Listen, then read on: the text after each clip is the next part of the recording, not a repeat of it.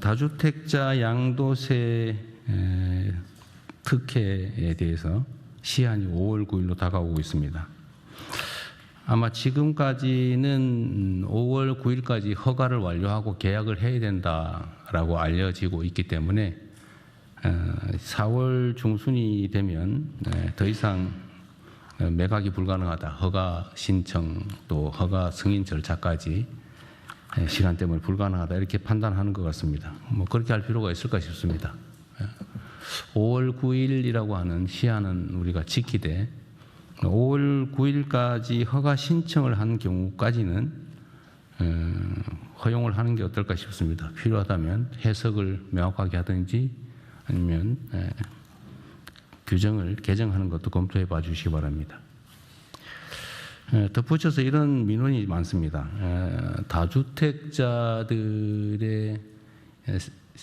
그 주택에 세입자들이 있는 경우는 그 세입자의 임대기간 만료까지는 무주택자가 그 매입할 수 있도록 허가해 주도록 되어 있습니다. 우리가 그렇게 규정을 개정하다 보니까 1주택자들도 나 새 놓고 있는 집 팔고 싶은데 왜 우리는 못 팔게 하냐. 뭐 다주택자한테 왜 혜택을 주고 1주택자에게는 왜 혜택을 안 주냐. 뭐 왜 불이익을 주느냐. 이런 반론들이 많습니다.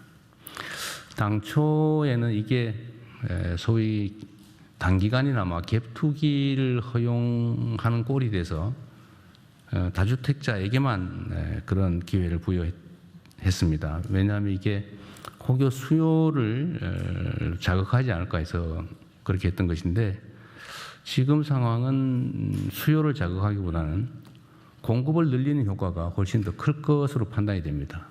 관계부처는 이 문제에 대해서 과연 어느 쪽에 영향을 미칠지 수요를 늘리는 효과가 더 클지 아니면 공급을 늘리는 효과가 더 클지를 객관적으로 잘 판단하고 특히 1주택자도 세 주고 있는 집 팔겠다는데 왜 못 팔게 하냐라는 항변도 상당히 일리가 있기 때문에 이 점도 고려해서 시행령 개정을 검토해 주기 바랍니다. 다음 국무회의까지는 판단할 수 있게 해 주시면 좋겠습니다. 충분히 논의해 보시고요. 또 이런 얘기들이 좀 있어서 하나 우리 각 부처에 당부를 드리고자 합니다. 각 부처 간에 협업해야 될 일이 많습니다. 이 소위 국정을 하다 보면 각 부처별로 이렇게 업무가 구분이 지어져 있죠. 그리고 약간의 기관 이기주의도 작동을 할 수 있습니다. 그런데 잘 생각해 보면 우리가 국정을 나의 이익을 위해서 하는 게 아니라 우리 국가와 국민을 위해서 맡은 일을 대신하는 것인데 그 칸막이 속에서 기득권을 주장하거나 뭐 우리 기관이 훨씬 어떤 게 더 유리하냐 이런 판단할 필요가 없습니다. 모두가 대통령이다 국정을 다 책임지고 있다는 생각을 하시고 부처의 칸막이를 넘어서서 필요한 협의를 충분하게 해 주시기 바랍니다. 근데 잘 안 된다고 해요. 관성 때문에 그럴 수 있죠. 그래서 혹시 각 기관 부처끼리 협의를 해 보시고 이게 타당한 일인데 협조가 잘 안 된다 또 대화가 잘 안 된다고 하시면 국무회의에 공개적으로 요청하셔도 되고 개별적으로 저한테 메시지를 주셔도 됩니다. 혹시라도 뭐 그렇게까지 하기 싫다고 해서 방치를 하거나 이러는 경우는 없기를 바랍니다. 그래서 부처 칸막이 문제를 해결하지 못해서 해야 될 일을 못하는 상황이 발생하지 않도록 유념해 주시기 바랍니다. 그건 있을 수 없는 일이죠. 그리고 또 하나 뭐 칭찬 말씀을 좀 드려야 될 것 같은데요. 제가 오늘 아침에도 보고 문서를 보니까 산불 발생 건수가 전년도 대비 또 10년 평균 대비 14.1%가 줄어들었다고 해요. 사실 작년 11월, 12월 뭐 이때까지만 해도 예년보다 산불 발생 건수가 엄청 많이 늘어나서 제가 대체 왜 산불이 이렇게 많이 나나 물어봤더니 무슨 강수량 문제도 있고 여러 가지 요인들이 있었다고 해요. 그 후에 각 부처들이 정말 많은 노력을 한 것 같습니다. 그러니까 산불 발생 요인들을 분류하고 또 거기에 맞는 대책들을 잘 강구했는데, 예를 들면 뭐 농업 부산물 소각을 못하게 하고 파쇄를 지원하거나 이런 일 잘하신 것 같아요. 교육도 많이 한 것 같고, 특히 농식품부가 열심히 한 것 같아요. 네. 어쨌든 잘하셨습니다. 14%가 줄어든 거 정말 많이 줄어든 거죠.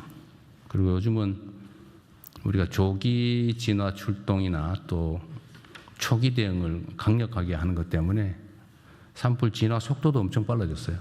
그래서 나중에 통계를 또 한번 내보겠지만, 하여튼 발생 자체가 줄어든 것은 행정부처 여러분들의 적극적인 노력 덕분입니다.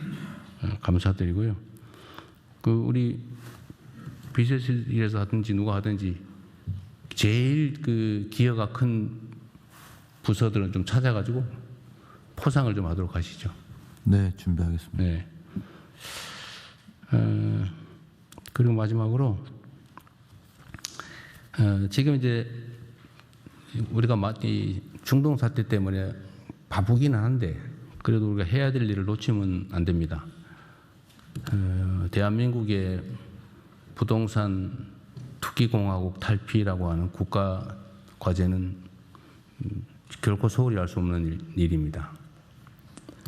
지금 각 부처에서 다양하게 뭐 금융위든 또는 국토부든 여러 농축식품부든 많이 노력들을 하고 계신데요. 준비를 잘하고 계시겠죠. 그러니까 예를 들면 세금 체제를 어떻게 만들 것이냐. 부동산은 필요해서 쓰기 위해서 보유하는 것이지 돈을 벌기 위해서 보유하는 게 아니다. 이 투자 자산이 아니다라고 인식할 수 있게, 또 실제로 부동산을 실제 소유와 관계없이 가지고 있는 게 득이 될 수 없도록, 오히려 부담이 되도록 이렇게 세제를 정비하는 문제, 또는 남의 돈으로 부동산 투기를 위해서 돈을 빌려서 뭐 부동산을 구매하거나 이런 일이 발생하지 않도록 금융 제도를 철저하게 손보는 것, 또는 각종 규제를 정비하는 것, 그리고 우리가 지금 당연히 하고 있는 일이긴 하지만 부동산 특히 주택 공급 계획도 있는데 그게 차질 없이 좀 더 신속하게 제대로 집행될 수 있도록 하는 것에 좀 더 힘을 쏟아주시기 바랍니다.